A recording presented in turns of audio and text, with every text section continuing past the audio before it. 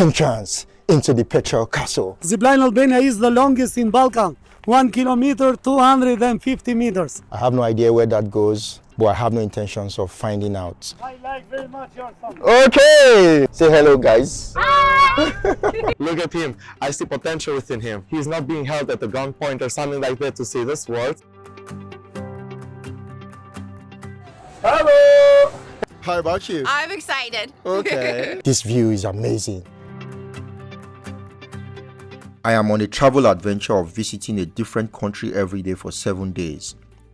And this is the third day of the journey. The journey started from Lagos, Nigeria on day 1 with a layover in Istanbul, Turkey, before arriving in Sarajevo, the capital of Bosnia, and ending the day in Mosque. On day 2, I embarked on a road trip from Mosque in Bosnia to Kotor in Montenegro, where I got on the cable car and enjoyed the beautiful panoramic view of the Kotor Bay with one of the most amazing sunsets I have ever seen.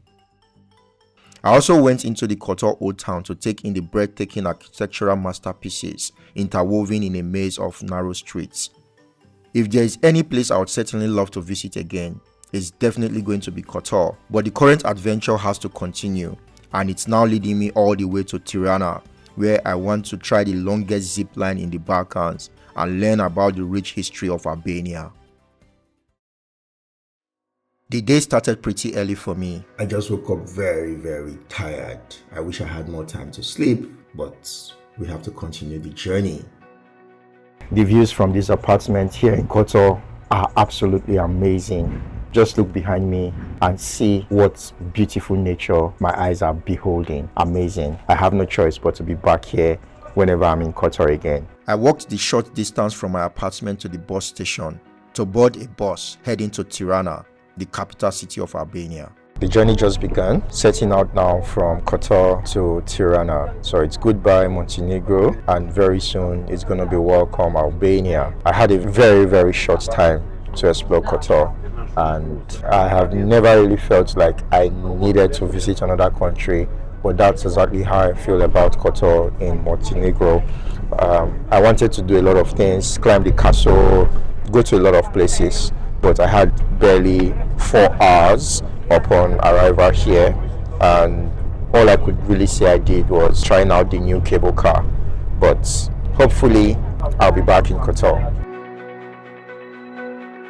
The views all the way were mostly scenic as we drove for hours until we made a quick stop at Podgorica to pick up some more passengers. Podgorica is the capital city of Montenegro. I decided to get down from the bus to stretch my legs. The initial plan was I was going to spend the night here in Podgorica, but it was going to affect my 7 days adventure. So I decided I was just going to stop from the bus and say I visited Podgorica. This still counts as a visit, right? Yes, it does. So the journey to Tirana continues. With what you've seen traveling on the road so far, would you say you prefer this over air travels? Tell me in the comments, guys.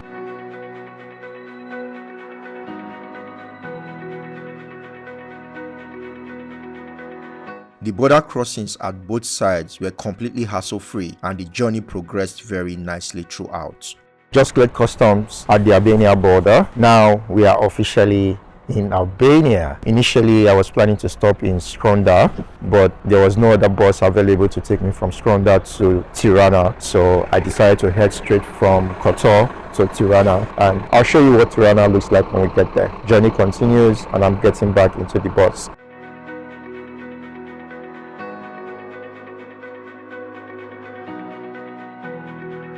We've made a quick stopover at this place called Fushe-Milot. I guess I pronounced that right. It's about 30 minutes away from Tirana, and everyone is kind of tired. I would also grab something to eat. I ordered for steak rice, and I was told it's like €5. It will take 3 to 5 minutes to be ready.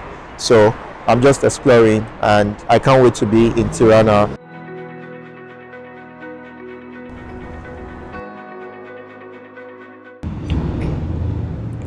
Not bad. All of this for €5. This guy is the driver of the bus taking us from Kotor to Tirana. He doesn't speak English.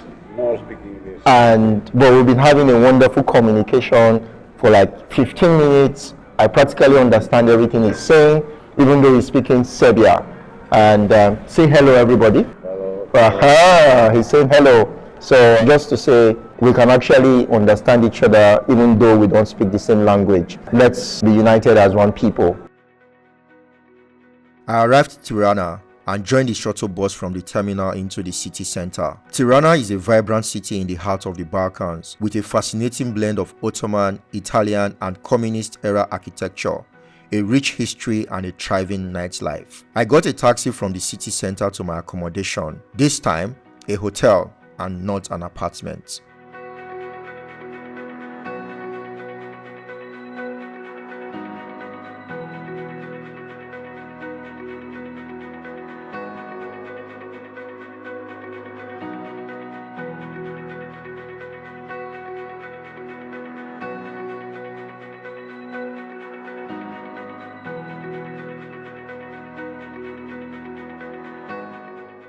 I quickly settled in and immediately made arrangements to explore the city, starting with the Zipline Albania. The Zipline Albania is located at Petrele, a village located 15 kilometers south of Tirana. I found a tour guide online who was taking people to Petrele and I joined the small group for this activity. I arrived at the Zipline Albania location and the whole atmosphere was buzzing with the free spirit and positive energy of the guys managing the place. They were pretty excited to find out I was Nigerian, because they often have Nigerian tourists who visit the spots. Yes, good. And the other you are from? I'm from Nigeria. There are 2 people from Nigeria ready to fly. Really? Okay. Nigerian song. Yes, okay. We have Nigerian songs, right? I like very much your song. Okay. And, So, introduce yourself. I am Luli, the instructor of Zipline Albania. Welcome in Zipline Albania. Zipline Albania is the longest in Balkan. 1 kilometer, 250 meters. 2 years ago, it was the show Miss Globe, Miss Universe in Tirana, and 54 girls from all countries were flying in Zipline Albania. Here was Miss Nigeria. She was very friendly and smiley girl. She won in the show the 2nd place. I am sure that you will be enjoyed. You can listen Nigerian song now. Okay. And I am sure that in the future you will come back. Yes, we'll Thank come you back. for your coming, bro. Thank you very much. It was my pleasure that you are here. Okay. So guys, we start our very first activity here in Tirana, doing one of the longest zip lines in Europe and the longest in the Balkans. You will go up. When you start, you will go there by our car free. Okay. It's our work to send you there. I was thrilled to finally try out the longest zip line in the Balkans, and it's something I would totally recommend for anyone to try out.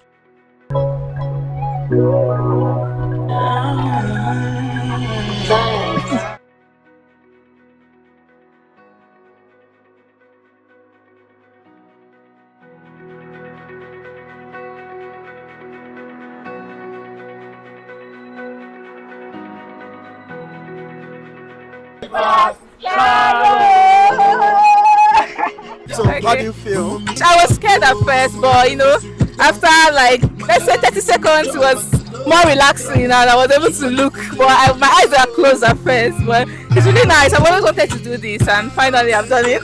So what was the motivation?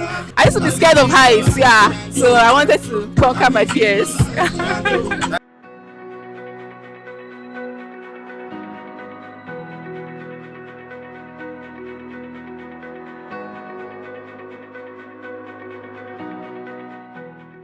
The crew driving up to the top of the mountain where we're going to have the zip ride, and I'm excited. Let's see how that's going to be. I have a couple of people from Nigeria, a few people from the US, and everyone seems to be having fun. Say hello, guys. Hi. Let's go enjoy a zip ride.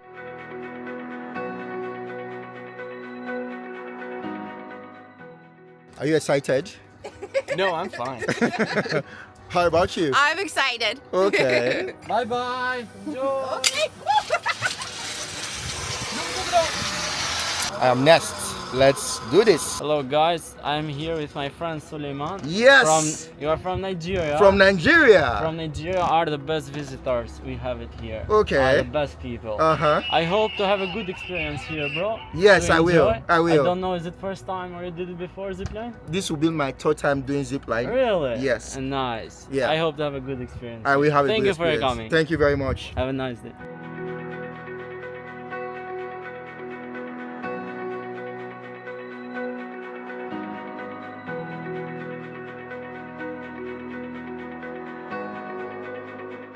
Thank you very much. Thank you, bro. Thank you very much. It was my pleasure that you are here. My pleasure too. Yeah, guys, Zipline Albania, the best place to do zipline in the Balkan. Zipline was awesome. Now we are at the Petrele Castle. It's a castle at the very top of the mountain, and we're going to try to see what it looks like. So follow us to Petrele Castle, guys.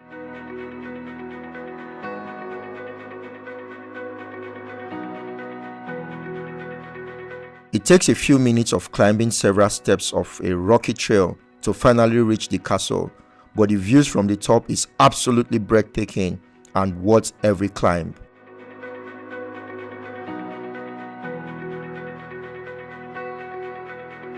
There are three castles. Okay. By using these castles, they have been able to give signals to each other, mainly with fires and different ways to communicate. But the main one was through fire. This is the small castle.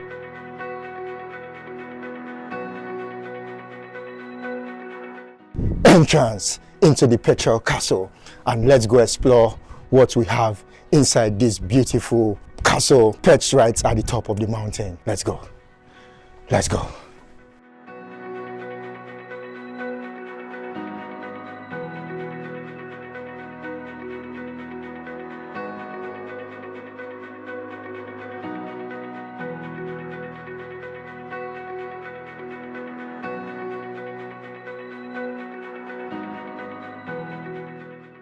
Wow, I'm probably at one of the highest points on the Petrele Castle, and this view is amazing.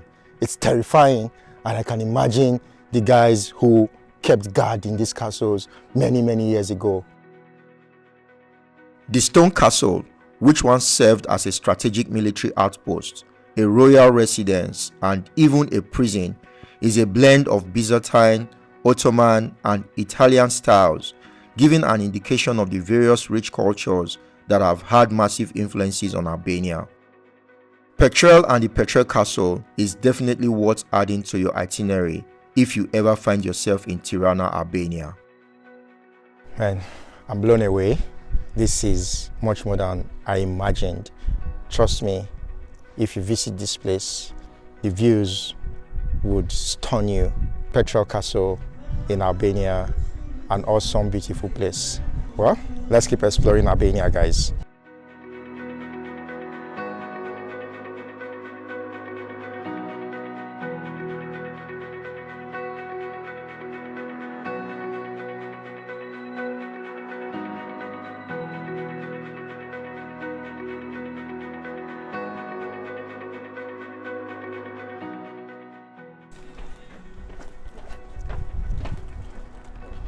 It's goodbye to the Petrele Castle. I'm glad I visited this castle on my trip to Tirana. We just got started, so let's go elsewhere and see other historic places in Tirana, Albania. Thank you, Petrele Castle, for making this a wonderful visit. And gentle reminder, subscribe, guys. Subscribe.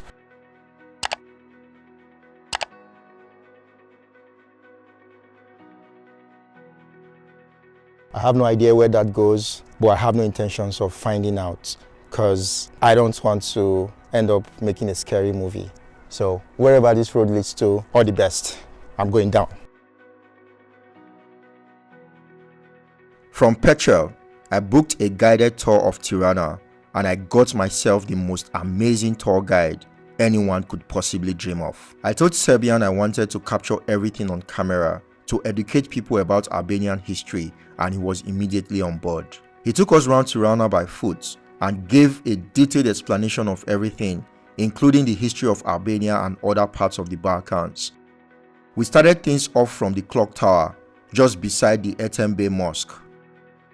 So Albania, I met a lot of wonderful people. I decided I was going to go on a tour, and I checked on Get Your Guide, and I was told this guy is one of the most fantastic guys to tell you about Tirana. And here I am. So we'll just hear a little bit from him, but we are going to have like 2 hours with you, right? Yes. And some wonderful people from all over the world. I met this guy at the Zipline, and we had fun, and some new people. So like I always say, I encourage you to travel from your comfort zone, go to new places and learn new things. And right now, Sabian is going to tell us about Tirana and Albania, and we'll learn from him. So we'll follow you. I appreciate it as well, and it is my pleasure. And also, as the overall question, for how many days have you been here? Just 1 day. And we have a saying in our language that novelty only lasts for 3 days. So it seems that I wish all of you a beautiful stay, and I hope that you are going to appreciate it here. Yes. So I'm actually doing a 7 days adventure. I'm traveling 7 countries in 7 days. Oh, okay. Good luck. Yes. Wow. Thank God This is day 3. Started from Bosnia. Yesterday I was in Montenegro. Today I'm in Albania. Tomorrow I'm in Kosovo. Wow. And other day I'll be in North Macedonia. From North Macedonia I head to Belgrade, that's Serbia. Yeah. From there I head to the US. Understandable. So it's a very crazy itinerary, but I just wanted to do something wild. As far as it is not 80 days around the world, it's fine. That's why. By the father of Etembe, Mullah Bey, but due to the old age, he passed away in 1808. And so it was up to his son, Aji Etembe, to finish the mosque in 1822. So this mosque took over 25 years to be made, because Etembe, he was not only like a feudal lord during the Ottoman times, he was a poet, an artist, and also most importantly, he was an officer for the Ottoman forces. That's why it took so long. And for example, do you see that painting over there within the mosque? That is supposed to be a representation of the Islamic paradise. Because Islam, just like Christianity or Judaism, it is known as an Abrahamic religion, which shares a lot of heritage and also values as well. When it comes to religion, we kind of have all the main religions, so we are okay with that part, but we are mostly superstitious in that aspect. Yes, right now it is a clock tower, because when it was originally made, the upper part, it used to be a couple of bells, 4 bells, that were supposed to ring during 12 p.m. and 12 a.m. for the midday and the midnight. In 1924, the upper part was destroyed because of an unfortunate accident, because there were some problems with the structure. Right now it is 35 meters tall, but before 1924, it used to be 38 meters tall. The Etembe Mosque and the clock tower have very rich history around them, and it was truly nice to hear Sabian talk about them with so much depth. We truly appreciated the Italian architecture, the Italian culture, sometimes even Italian people themselves, sometimes. And when it comes to Germany, we are very fond of the German working culture. We see that as a good thing, as a positive, and German cars. Have you seen all the German cars here? Everyone loves German cars. Mercedes-Benz. The last year, it was statistically proven that the most successful relationship in our country, it is a marriage between an Albanian man and Mercedes-Benz. 0% divorce rate here. I see Mercedes everywhere. Yes. When communists took charge of the nation, they wanted to create a new Albanian people, like they wanted to create a new Albanian man. A man that didn't go to pray towards the church or mosque, but a man that only had to rely on himself and on the party as well. Scanderbeg is a national hero of Albania, who is celebrated for his bravery, military prowess and leadership in the fight against the Ottoman Empire. Scanderbeg was a member of the noble Castrioti family and a very skilled military commander who lived between 1405 to 1468. His military campaigns and victories against the Ottomans made him a legendary figure in Albanian history, making him a powerful symbol of Albanian identity, independence and resistance against foreign occupation. He is celebrated in Albanian literature, art and folklore, and his legacy continues to inspire Albanians all around the world. You meet a lot of Albanians, and I mean in some cases Albanians that live abroad, because they want to get want to have some association with the homeland. They like to do this nowadays. Yes, sure. Have you learned how to do it?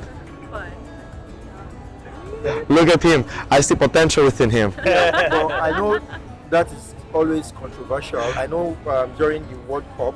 I understand. Was it? It's created a lot of outcry that Come on. it's war-related. I understand, but it's not, actually, I mean, to be honest, it's not really that war-related. It's less than 10 years old as a gesture. And it doesn't even have a political meaning because the essence of the Albanian nationalism, it's not even about war. It is a type of nationalism that it says, thank God that we are still alive.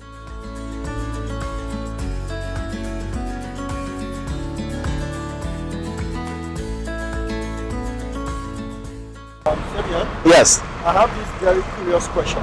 Go ahead. Well, two curious questions. The first one, across my travel around the Balkans, I noticed that people smoke a lot here. Yes. So why is that? This is an interesting point. I'll say when it comes to smoking, it feels like something cool or stylish to do for young people because it gives them confidence and it makes them feel like adults. And after that, because sometimes it is even the stress of life, so even other problems, people are not truly able to quit that addiction. And yes, and all addictions are problematic as well, especially cigarettes, because it feels like a small thing, but once you start it, it's over. Right, second question. Go ahead. Why is it that cash is king here? Like, everybody loves cash. I you know, mean, you want to do anything, they tell you you can't use your card, it's cash. So why?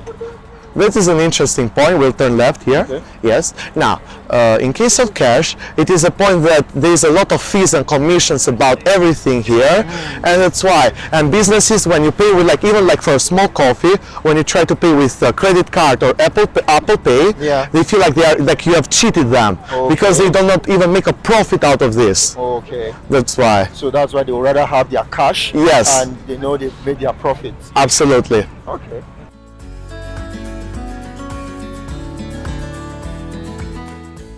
And this monument, it was made for the 100th anniversary of our independence from the Ottomans on 28th of November 2012. On the right side you have a double-headed eagle, the symbol of our nation since 1443. So yes, when our politicians were debating how our new flag should look like, they still decided to take inspiration from the flag of Scanderbeg as a symbol of hope, resistance and prosperity for all the Albanian people.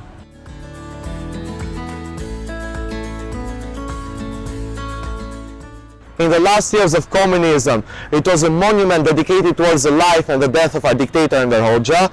Maybe in communism religion was prohibited, but still you have to respect the authority of our leader, because this is what happens when you rule by the same man for 41 years. In the last years of communism, the pyramid, it was a monument for our dictator. However, when communism fell in 1991, the pyramid, it became a cultural place throughout the 90s, a media place throughout the 2000s, and right now they want to make it like an IT startup because there are some cubes within the pyramid and they want to make it like the Silicon Valley of the Balkans.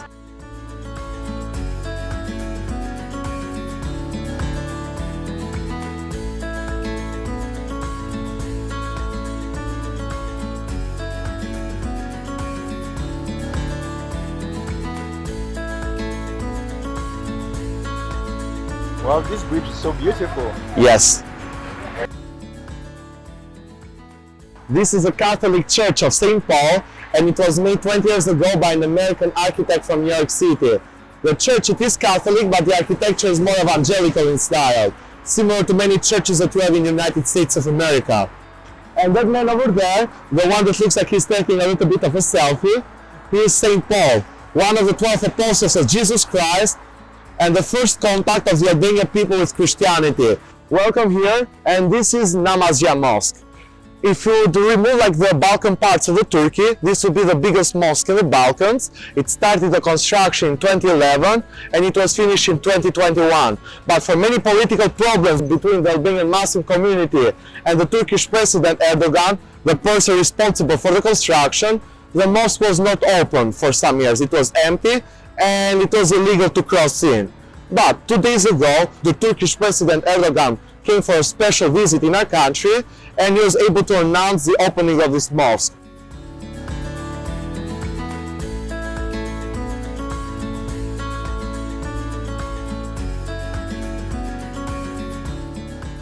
The Namazgah Mosque is a beautiful edifice in Tirana, leading to some comparison with Turkey's iconic Hagia Sophia in terms of architectural brilliance. The name of the street over there, George W. Bush. Oh, wow. He was the only American president to ever visit our country in 2007, but because he didn't have like proper security, I think that somebody took his watch back there.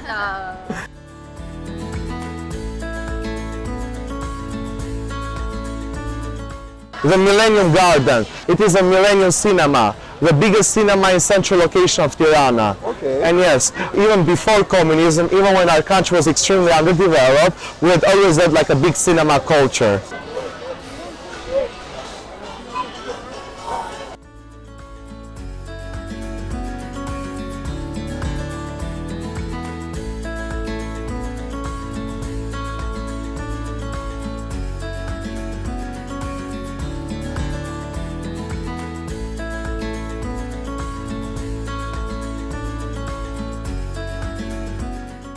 Have you seen those Turkish ice cream guys?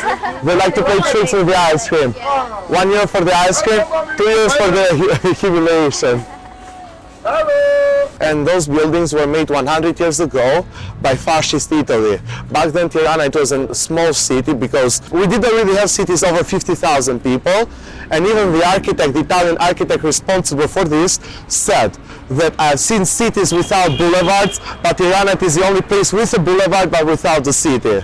This is Bunk'Art 2, one out of over 350,000 bunkers that we had during communism, and it was like one bunker for 10 people. But because most of them were empty, they were filled with weapons and ammunitions, which after the end of communism, due to a lot of instability, they'll be smuggled to other countries as well. And there is no proper way to work the land or no proper way to destroy a bunker except for nuclear weapons, which kind of makes it impossible anyways. Walking through the streets of Tirana at night was absolutely amazing, and I saw firsthand for myself how much of a night's life truly exists in this city. Meeting Sabian is one of the highlights of my trip to Tirana, and I am glad he agreed to share his wealth of Albanian knowledge with us on camera. So this is one of the best tour guides I've ever had, and I'm going to leave him now, but I just wanted him to give us some passing words. So Sabian, what do you have to say to everybody watching this? Now, first and foremost, he's not being held at a gunpoint or something like that to say these words.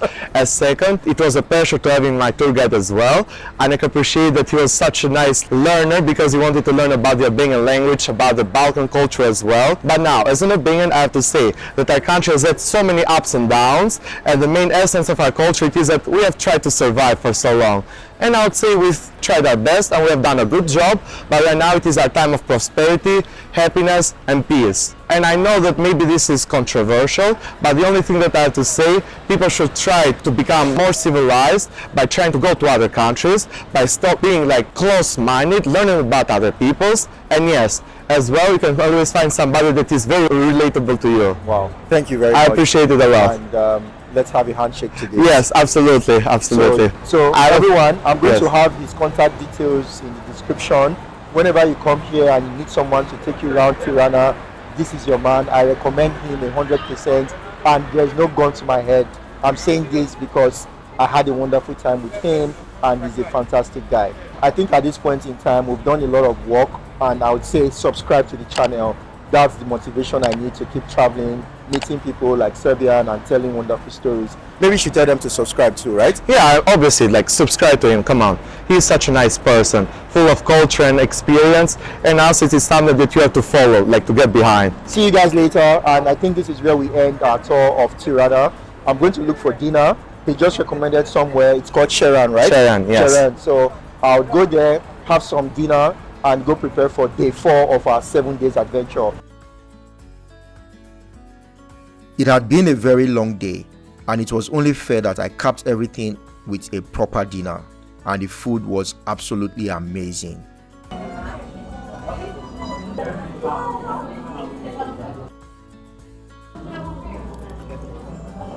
It has been a nearly perfect third day of my 7 days adventure. I succeeded in learning many new things and making some new friends. I do hope you have enjoyed watching, and you now feel more inspired than ever to embark on the journey to that place you have always wanted to visit. Please make sure you give this video a like so that YouTube can show it to many more people, and subscribe to the channel so that you don't miss any of my other amazing adventures around the world.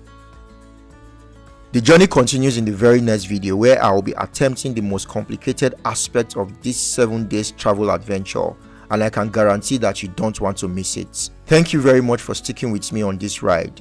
Until I see you in that very next video, it is peace and love all the way from me to you. See you later and bye for now.